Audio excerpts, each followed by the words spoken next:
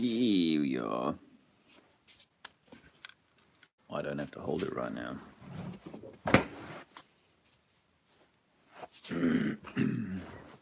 Morning.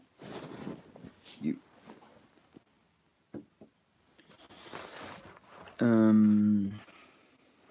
As it's live, hopefully you can just jump through this by the time you come back to watching this. Apologies for the technicals. Oh, I should have had this sorted before I went live, right?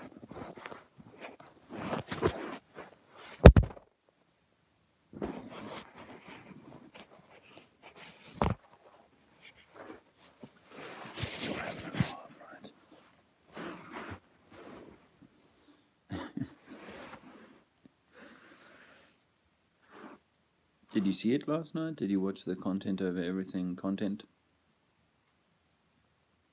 They premiered, what was it, a 45-minute, maybe it was an hour segment of interviews they'd done with a number of us in Hyde Park on Sunday.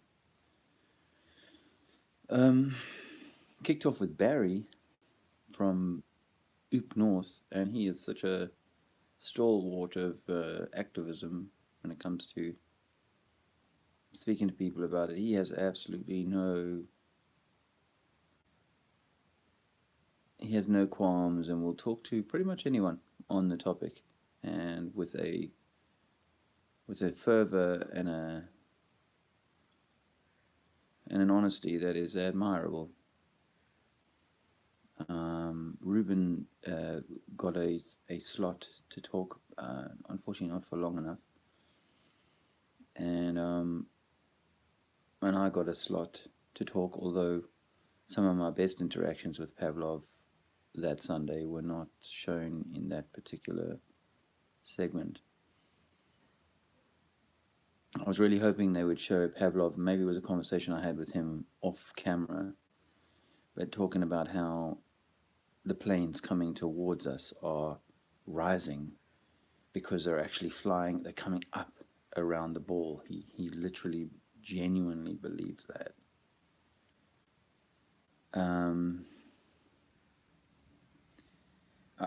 I want to go back because, I was just so kind of rusty, and in some cases incredulity got in the way of my good thinking. And if you did watch it, you'll notice I got a little bit sidetracked with the lady's insistence that 9/11 was done as her masters have told her. But speaking of ladies, then another young lady stepped in at some point. Just before she starts talking for a few minutes, I think you see her hovering around. I was watching, I'd not noticed on the day, but I was watching last night and noticed that she was hovering for a little while before she joined the fray. And she gave quite a rousing speech. Not necessarily, she wasn't, I don't know that she even was certain we were talking about flat Earth so much as, there is this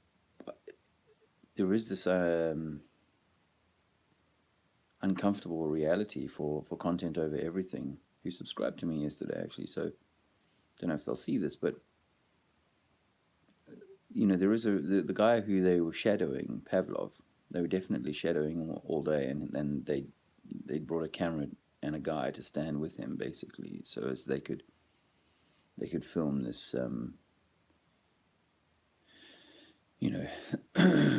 this scientific giant asking us obvious questions.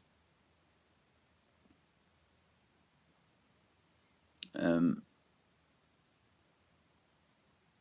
Pavlov. The thing is that the point is that this lady was making is that, it does really come back to us. It comes back to love. It comes back to the connection with each other and so on. And all of everything that goes on, pretty much all of everything that goes on at Speaker's Corner is about me, separation from you and me via some historic cultural, religious, scientific variance or difference or disagreement. And that is the problem. The problem is, even Pavlov, who would say, "Oh, I'm against the system and I do this and that and so on," but actually, every time you argue for the science, you're actually arguing for the system, because it's the science. And in this case, in the conversation, was the history. He kept coming back to history, and I'm like, I don't accept the history that I've been given by the masters. You may want to choose a version of it, because if you go into one place, it'll be one color, and it'll be a different shade in another place. And those nuances, people somehow manage to kind of just say, "Oh yeah, well, we think of it like this, and the British, they think of it like that, and the Muslims, they think of it like this, and the Christians, they think of it like that." Well, you are saying, and I've always said this, but you choose a religion, you unchoose everybody else's. And in essence, you unchoose everybody else. You go, well, this is me. I identify by my religion, and I am willing to, go, I'm different from you. And what I think that we have in this a realization that all of our history and all of our science has been mistaught to us in order to kind of make us small, to build this enmity between man and man. All of it is all of it's crafted and all of it's designed. So if you're arguing for it, then you're arguing for the indoctrination, the programming that you received. You might say, "Oh, I, for example, let's say I like using the South African example because it's one that most people know and it's one that I lived through." But in the South African example, they taught white people that black people were inferior. But among the white people in South Africa, there were, of course, those people who said, "No, of course they're not inferior," and they would go and picket their government to say, "Hey, please treat these people as equal." And therein lies the problem, is that even though they were anti-apartheid activists, they were still empowering the government to say it's this government that we need to ask to change, rather than this government or all government is the corruption, is the problem. I think I said it in the video, that all governments are operating under a license. And so whilst you tweak the historical narrative to suit your own thinking, your own moral code or whatever, you're always doing it within the framework that they've provided. And I think this is where we have to try and maybe step outside of that, because this truth about our oneness, this truth about who we really are, this non-material wave electromagnetic universe that we're inhabiting, has a meta sort of identification which supersedes religion. It supersedes governmental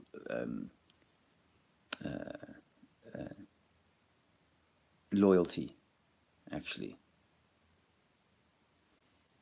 You obviously can't tell that to your local policeman necessarily, and expect him to accept that, or the soldier, and expect him to accept that. And that soldier is a soldier of Muhammad, a soldier of Christ, a soldier of this Queen in England, or Donald Trump if you're an American. A soldier of democracy, like I was in the 1980s.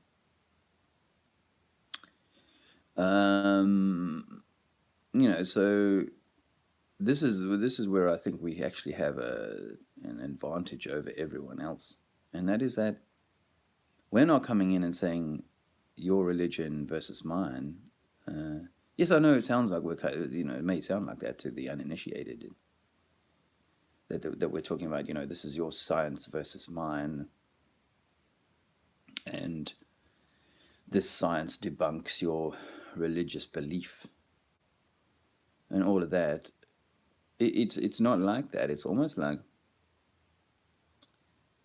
if you take the pyramid, the uncapped pyramid, and you consider that the top piece is this missing piece.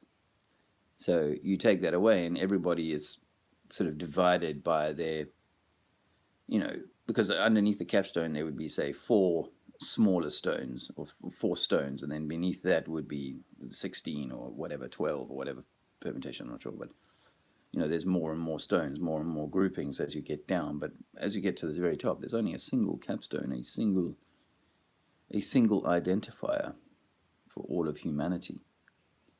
And that one identifier is the one I think they hide by using the things beneath it: religion and finance and government and education and geography.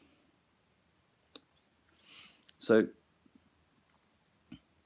I think this is quite an exciting kind of consideration, really, and that is that you can stand in front of any guy of any religion and so on and say, look, I'm saying there's something above that.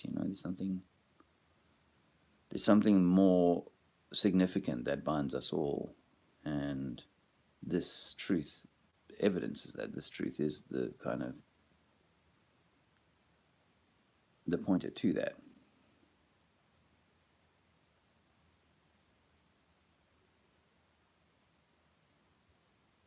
So, I'm hoping that we can build up a kind of head of steam and start getting more people's attention and saying, hey, once you've finished arguing over whether or not you can see curvature, which we know we can't measure, once you get over arguing, how the moon might work, because we don't know exactly how the moon works, but ball believers, as Pavlov did yesterday, claim that it's the shadow of the Earth that you see, which it clearly isn't.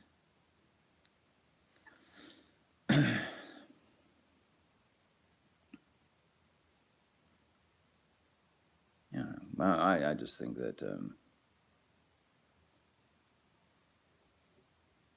we can stand with people, in any people. I mean, I know I need to do better at not losing my cool.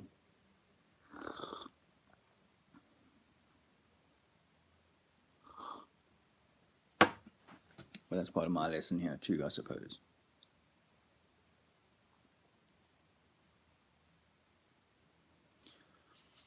And then there's this thing, and I don't know whether it's because the Bible boys want to push this idea that most of us are frail and failing. I can speak only freely from the Bible because I only know that book well. I can't speak for the others, but I suspect there's a similar kind of thinking going on with the others, and that is like the Jehovah's Witnesses say, there's only a small number of people who see this. The majority will be deceived. Maybe that's true. Maybe only a small number of people need to get to the sort of finish line, and for that to drag everybody. I think I said this yesterday. For that to drag everybody else along. Maybe that's how it works out. But for now, it seems right to be trying to awaken as many people, because that certainly seems to be how the governments of the world have operated, is to deaden them down, dumb them down, dull us all down. I guess this is why it gets a little annoying for me, because you've got heroes like Pavlov standing in the park going, what rubbish are you talking? What rubbish are you talking? I'm like, the entire... You're basically batting for the government, you claim to dislike them, but I suspect you're you're working for them unwittingly, because you're saying they wouldn't lie to us. I mean, it's a strange thing because we're in a park full of Muslims, and it's mostly Muslims in Speaker's Corner at the moment, and most of them know that 9/11 was done to screw them over, not by the Muslims, but by the control government, the control system. I mean, not only screw them over, to screw the Europeans over and get the Americans into war, get the British, into war against another group of people. So it's not just, there's two sides to the coin. So, if they know that, and if most Muslims know that Muslims are decent people and they're not some horde of barbarians looking to sack and rape the entire of Europe, which is what they use on the right wing Tommy Robinson type message. That's what they're here for. They're grooming gangs. That's what someone came to me. It's the grooming gangs that trouble me. I had a Scottish neighbor when growing up. He's like, "Oh, we can't have black people come and live in our neighborhood because we were segregated. We can't have black people come and live in our neighborhood. They'll put all their cars in all these scrap cars in the driveway, and they'll be doing repairs. All these scrap. Well, the irony is this old guy, he had a scrap car in his driveway for many years, actually.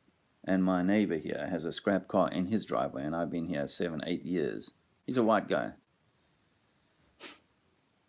In fact, I mean, you could point those fingers at any group, so it's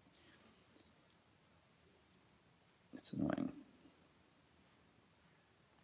But the thing is that the Muslim folks in Speaker's Corner, for example, a lot of them must know that they've been set up. They're like the patsy. Designed to kind of create the boogeyman to keep the voters fearful.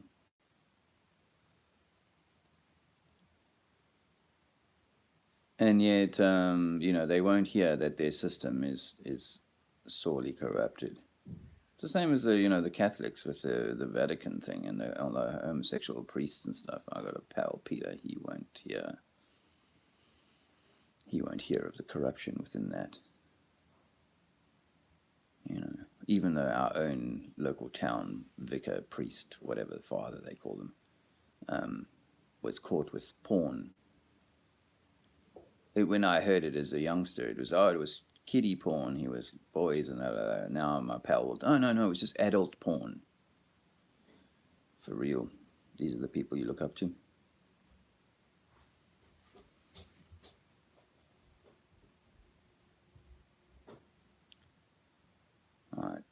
So I think that in time there has to be a way through, because we are surely going to find enough people who realize that the system is corrupted against them, and that it has to be corrupted by some. But yes, I suppose most people go, "Oh, it's what you're saying, all government thing, all this, all that."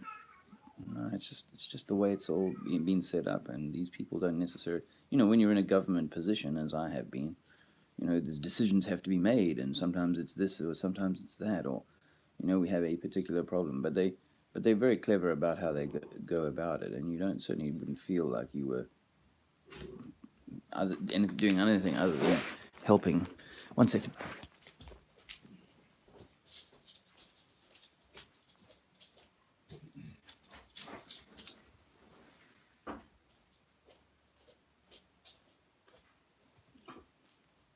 Sorry about that.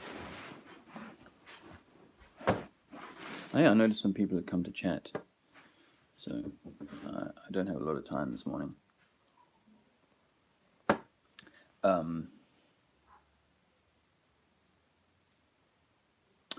I'm looking forward to my next opportunity to go to Speaker's Corner and continue the conversation.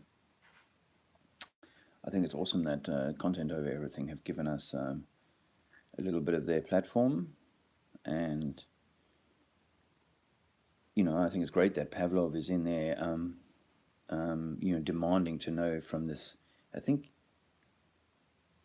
what did he say? We had an ideology or something. You flat earthers, I want to know your ideology. What is it you believe? Because he was trying to tell me what I believe, I'm like, well, there isn't like a single model that everybody signs up to, at all. But I will be trying to bring the conversation back around to prove your balls, man. It's one thing to say, oh, how does the moon work on your flat earth model? Well, let's look at how it works on the ball model first, because that's the insane claim that people honestly, reasonably intelligent, I assume because they can type on a keyboard. People say, but why doesn't the water fall? Why don't you fall off the edge? Without having spent 1 second looking at a ball and going, how the frick do I not fall off the ball?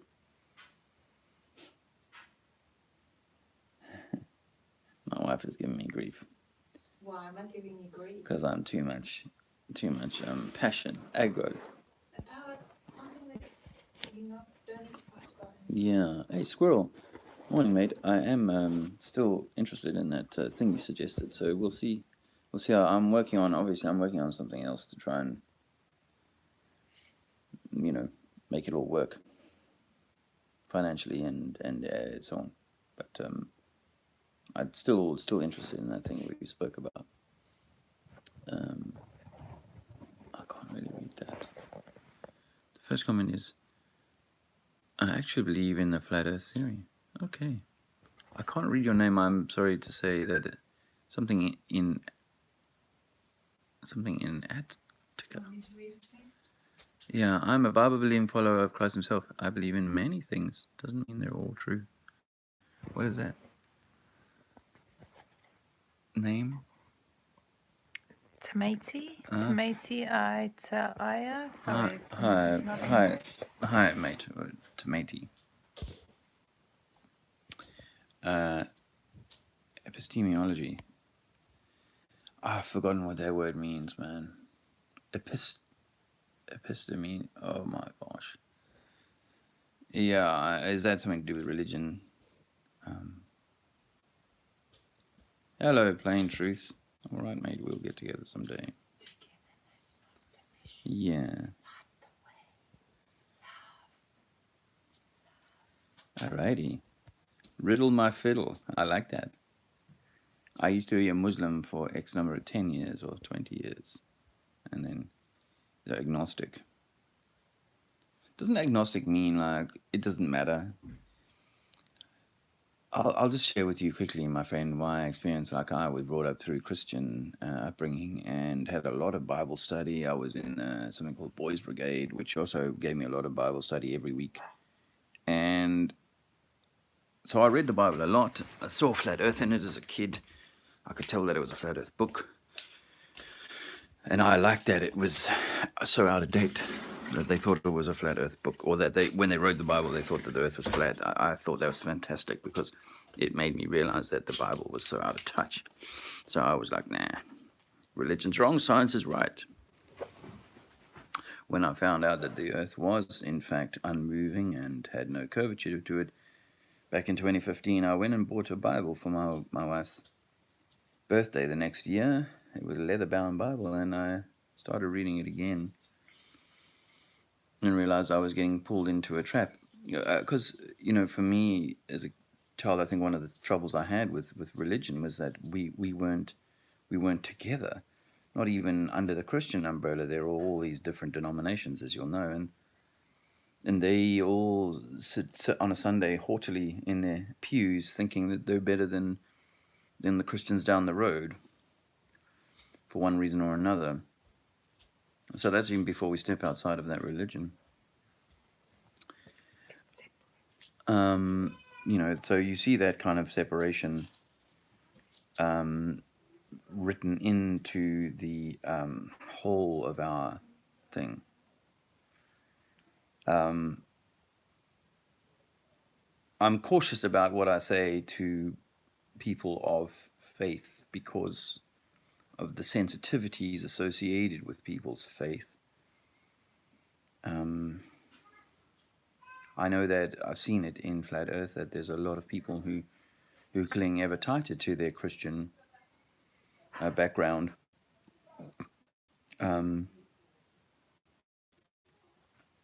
As a consequence of Flat Earth, and I know that the religions or the Vatican, whoever set up the globe Earth lie, they did so knowing that eventually the truth would out. I'm fairly certain they knew eventually, because it's like it says in the Bible, all things must be made known. So I suspect that all things, they always knew that it was going to come out. But in the meantime, they wanted to do whatever they could to sow a million seeds of division, and this is what we see in all these different religious things, and even in Islam, which is a religion I have quite a lot of admiration for, or rather the adherents of of Islam, I have quite a lot of admiration for, because they are pretty they're pretty good about it, and if you haven't heard me say this before, I had a few Muslim dudes live with me in 1994 in Cape Town. They were refugees from the first Gulf War. Mohammed, Fala, Fadil. There's a group of 7 of them, but 3 of them came and stayed with me for a few months. And I do admire their incredible devotion to their religious belief. They have a fervor about them, and a that I just didn't see coming up in the Christian kind of communities that I lived in. So for us in Christianity, it became such an uncool thing, whereas with them, it's like, for most of them, I know I've met Muslims who like a bit of booze and whatnot, who don't follow all the strictness of it.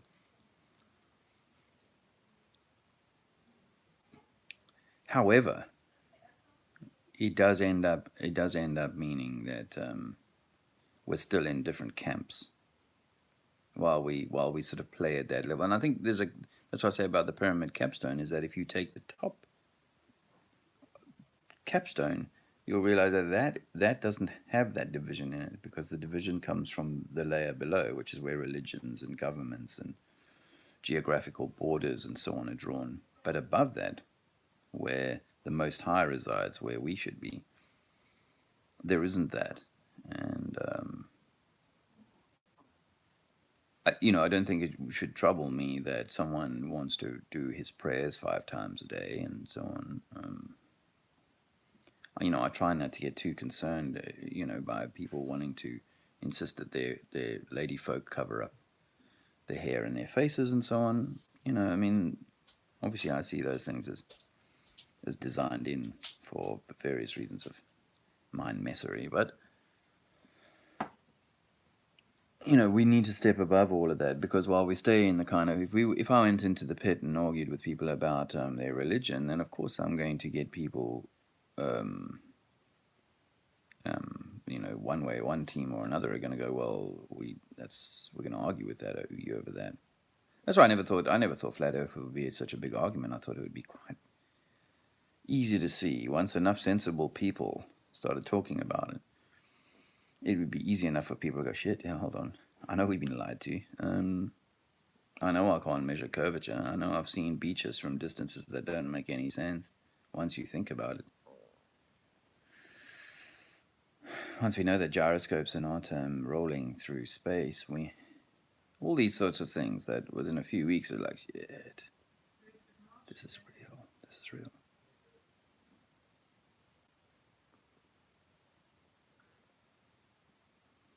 So how do we get people to realize that the entire thing that they're voting for, the entire thing they're arguing for,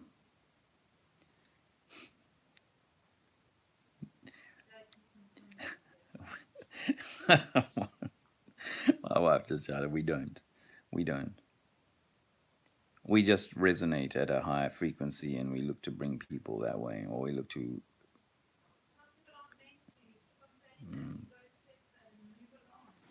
yeah. With my fiddle, I convinced all my family that, all of my family, apart from my father, he is still no into space and mainstream science. My dad too. In fact, I haven't had much luck with my whole family, outside of my wife and my children. But actually, my children, that's another. Um, cool. We have been lied to by those in power, but it's like it's so deep that even those in power don't know that they're lying. Really, you know, this to anyone. This this one this one is for all of those who say, you think my science teacher is lying, you think my professor is lying, you think that this is a grand deception, that hundreds of thousands of people are going about their business lying to us. And I'd ask you to consider this. Do you think that the mullah, the Islamic uh, teacher, is lying? Do you think that the hundreds of thousands or tens of thousands of Christian preachers who stand in the pulpit on a Sunday are lying to their flock, knowingly lying to their flock? Maybe a few, but they're probably lying about some other dark scandal, they're having an affair or something. They're not lying about what they believe in the main, what they believe in the religious tenets that they're expounding. They truly believe that. And the Jewish scholars who spend their entire life bashing their heads against a wall or whatever, they truly believe that they're doing this because it's the best thing for them.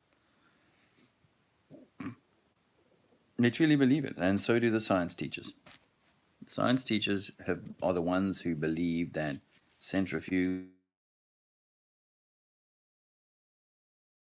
gravity would be doing to the water on this if this were an Earth-sized ball. I remember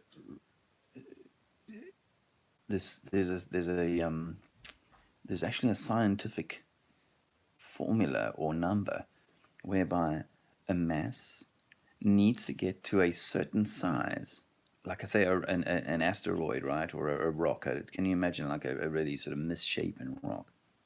But after it gets to a certain size, and I remember reading this when I was still a believer, that after it got to about 500 or 700 miles in diameter, no, in radius, I think, don't quote me on this, but it gets to a certain size, and at that point it starts to pull itself into a sphere.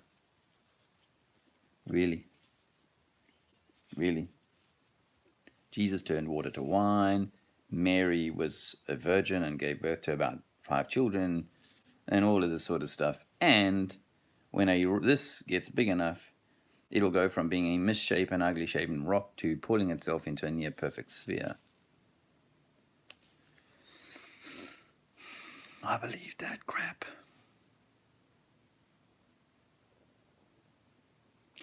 If you've read my book, which I'm sure you haven't, but if you have, you'll know that when I was a child, I was so concerned for the well-being of animals' life that I wouldn't want to kill ants on the driveway intentionally.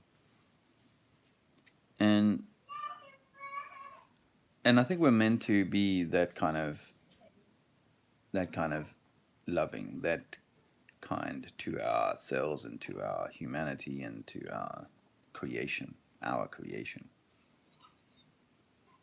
And I think if we go about our business in that kind of way, then perhaps we will bring more of this sort of togetherness.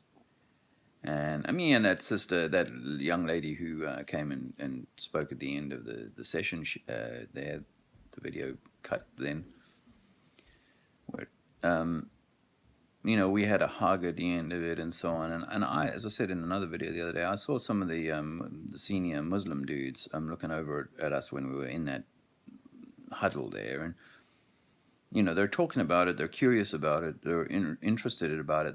Hopefully they realize that we're not coming there as another threat to who they are, but or what they are or what they represent.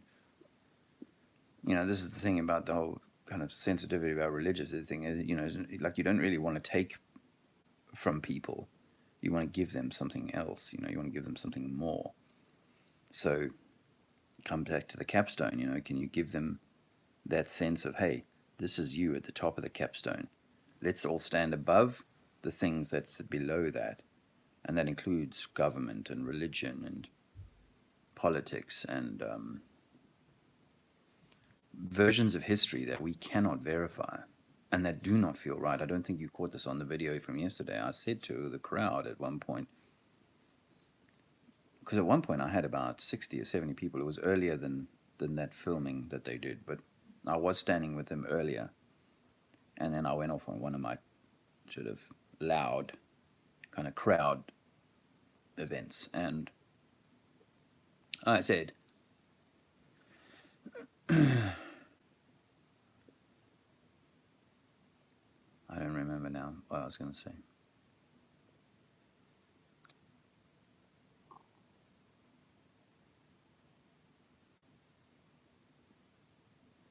I want to bring people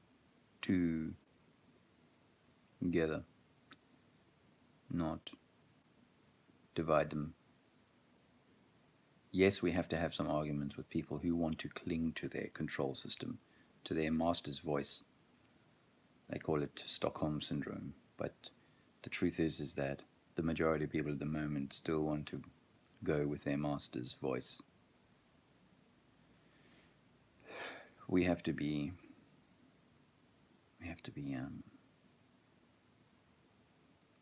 loving and I guess stop the bickering. But at this point in time, we're going to need to do the things we have to do, because I think we're meant to change it. Otherwise we wouldn't be doing what we're doing. We'd be sitting quietly in a cave, meditating, rather than agitating for people to wake up. I don't want to babble and bubble along too long here, guys. I do appreciate you stopping by. Oh, hey, Amanda. That's very nice of you to say. Amanda said that I'm awesome. If you don't speak your truth, then who will? Exactly. And if anything has happened to us over our lifetime, and perhaps over our parents' lifetime, was that the system sought to silence us. And I filmed an Anderson shelter yesterday, a bomb shelter that an old lady down the road I do some gardening for. Well, I do more than gardening for her. She used that shelter during the war, and it always talks about having come out of it one day, and watched a German bomber fly at her, shooting at her and her sister. They could see the pilot, so the pilot could obviously see that these were 6-year-old and 8-year-old or 7-year-old girls. And yet in the madness of war, that man, white German, was trying to kill some little white English girls. This is the madness of war. So don't get lost in color and creed and religious thing, because these were probably Christians too.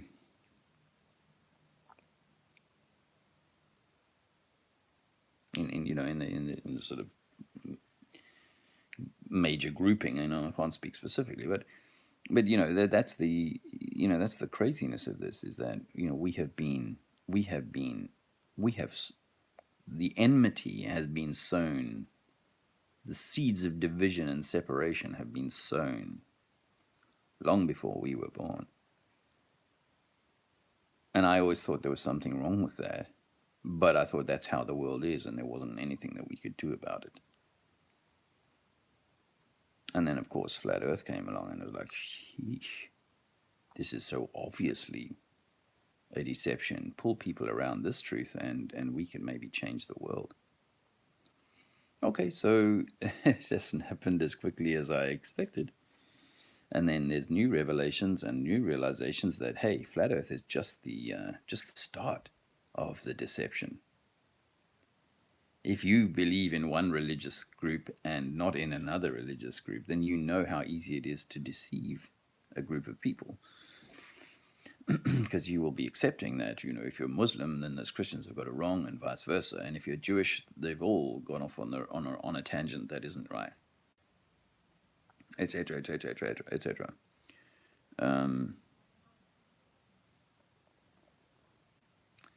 So it feels like, we've been empowered to speak, and now we're getting things like Tartaria. I'm sorry that didn't come out on the video. I don't know, that was cut out. Tartaria might flood. The giants, the buildings that were made for people much bigger than we are now, by people who had skills greater than we have now, painting by artists who are more diligent, more awesome than it seems that we have now. Listening to music all the while, created by, but given names like Beethoven and Bach, but who knows?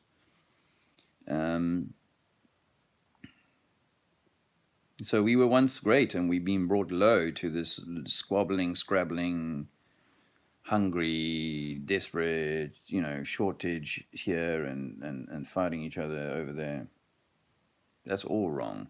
It's all wrong. And you can kind of sit in your kind of little, your suit of comfort, because on a Sunday, you preach to the choir. But really, I'm hoping that the truth of how grand the deception is, it means that even if you're a Mormon and you believe the story of John Smith, is that his name? That you start to shit, hey man, these things, the Mormon, I saw someone did a video on the Mormon building. It's a mud flood building. It's quite obviously not being built by them out in Salt Lake City. It's all part of the same architecture we see across the plain.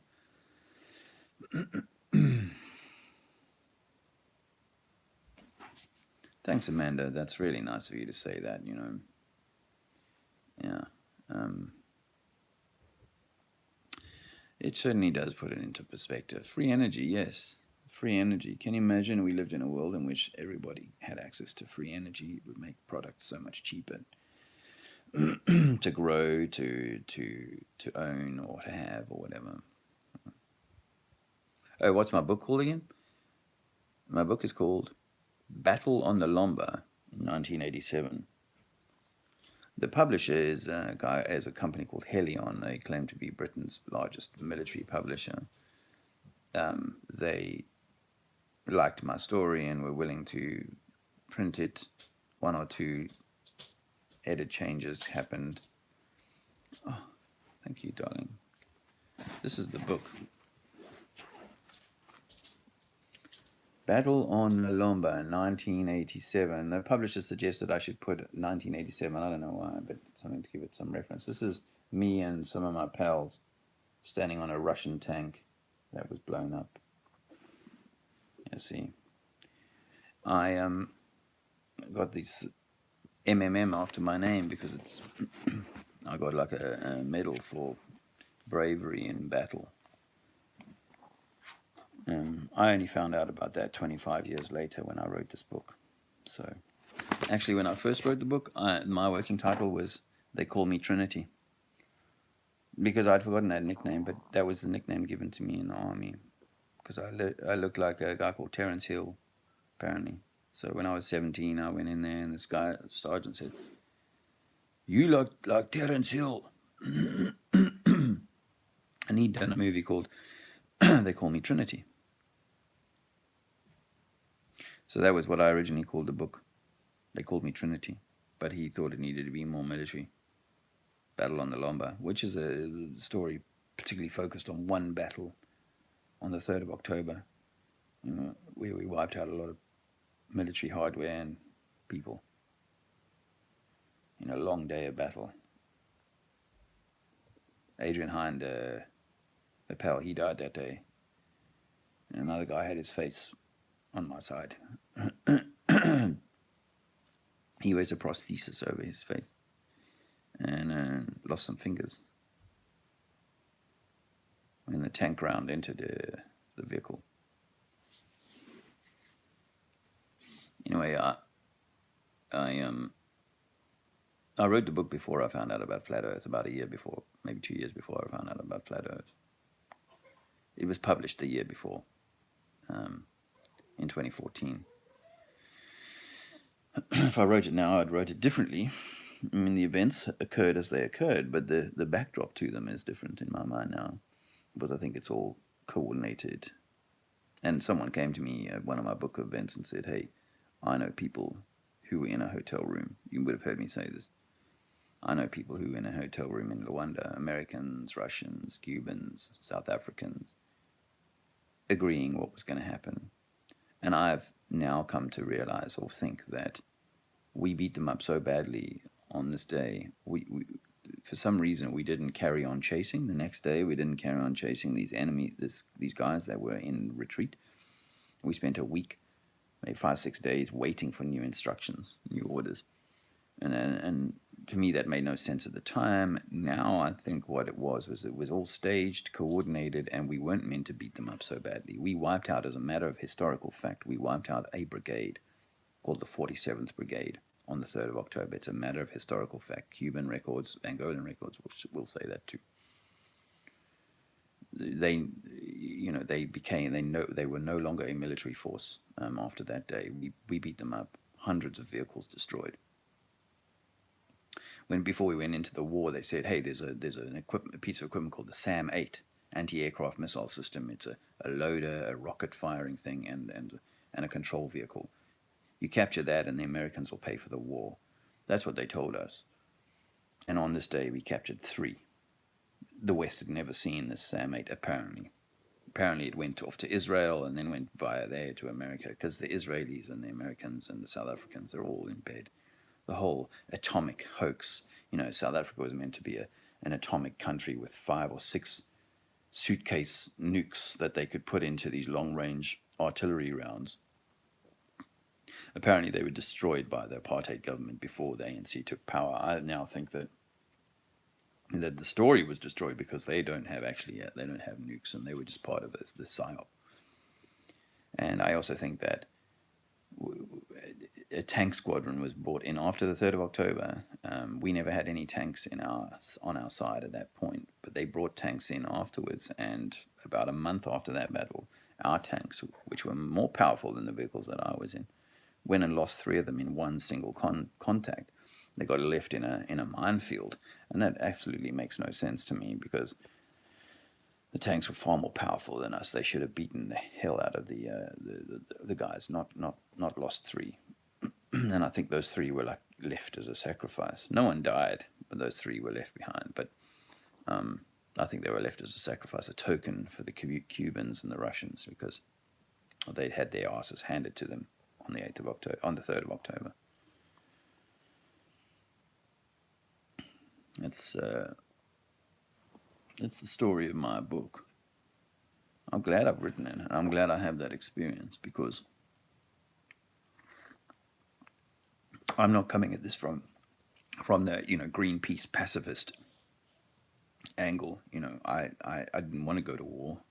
I had to do my national service. But I have been on the inside of that. I've been on the front line of that. I've even had my country award me a special medal for it.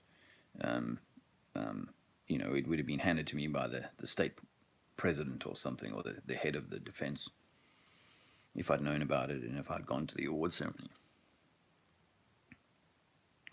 So I've been there and I've done that, okay? But I'm saying that this is designed to keep us at war with each other. And I have met with people from the opposition and have given them bear hugs.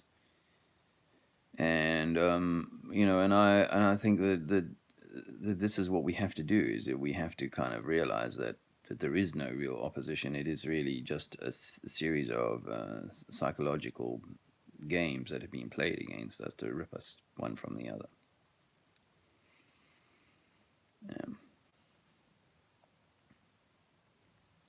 But I didn't realize it would be so hard to have to argue with people about whether these things were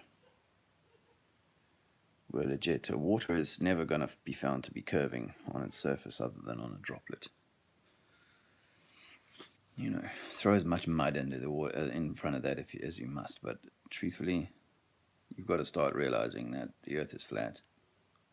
That all of government is a control system, all of them, and until we realize that we can live without them, we're going to continue asking for them to stay in charge. We're going to continue justifying why we need them.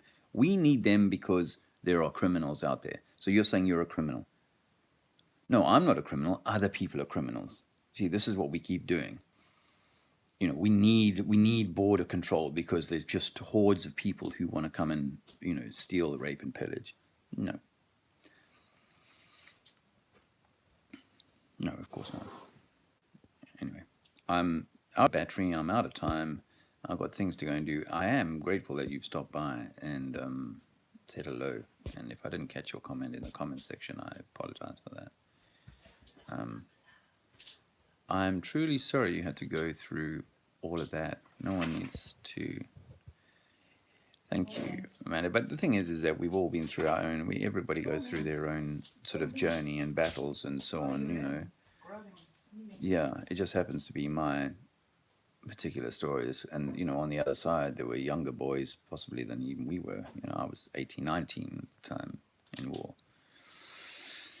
And to this day, there are slaves, children being forced into terrible work conditions and so on, and sweatshops that make our T-shirts and so on. So it's all part of our learning, and hopefully it just gives me a kind of an empathy and an understanding of things, and for people to realize that I'm not like a lightweight, just kind of making this stuff up. I've been on the inside. I was part of operations that my government denied being a part of. So, I've seen the life from the inside out. And, of course, I worked in the government here in the UK. So, ultimately, I've got to go now, friends. But ultimately, I'm saying it's all about love. And we're all meant to be connected and connecting through this incredible awakening. So have patience, have heart. Keep doing the good work for yourself, on yourself, with yourself, because we need to shine our own lights up so that we can be a beacon to others. So I thank you, and thank you, my friend. I'm sorry I can't read. Is that, say, Tamil or something? I know my wife read that earlier. But much love and respect to you too, honey. And I look forward to catching you guys very, very soon. Have a super Friday, super weekend. And I'll see you soon. If it's raining, I won't be at Speaker's Corner this Sunday. But I think we need to. There's definitely an energy growing on this. We've got content over everything, listening to us a bit. So, let the word spread, and eventually we can all give each other a group hug and go, shit, we're in this together.